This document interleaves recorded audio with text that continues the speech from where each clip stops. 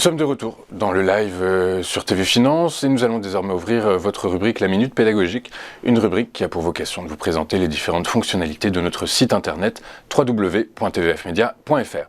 Aujourd'hui, dans l'épisode numéro 8, nous allons nous intéresser aux indices boursiers. Et pour ce faire, pour trouver cette rubrique, cette page dans notre site, je vous ai ouvert donc l'écran sur un moteur de recherche, en l'occurrence l'américain. Il y a le moteur de recherche français, vous tapez TVF Media et vous ouvrez directement Direct Marché.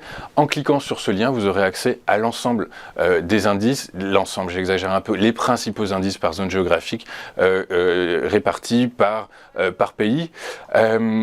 Vous descendez, vous verrez, vous trouverez la France, l'Allemagne, les États-Unis, l'Espagne, les Pays-Bas, l'Amérique latine.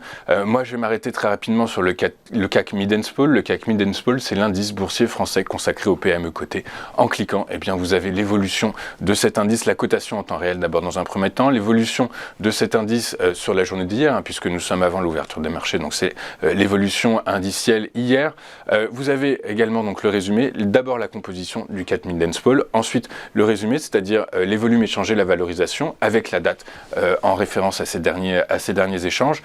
Et puis si je clique sur statistiques, là vous avez, je dirais, des données un peu plus dures, puisque ce sont les évolutions pour chacune des sociétés cotées sur l'indice CAC Mid & Small, et bien les évolutions sur des unités de temps différentes. En l'occurrence, nous avons les variations sur 52 semaines, depuis le 1er janvier, sur un an et depuis 30 jours. Cet outil est censé vous indiquer quelle est la direction, quelle est la tendance sur cet indice et finalement les différents sous-jacents, les entreprises cotées. Évidemment, cette analyse doit se compléter avec une analyse fondamentale des différentes sociétés qui sont cotées sur cet indice et affinée par une analyse technique qui vous donnera des signaux d'achat ou de vente.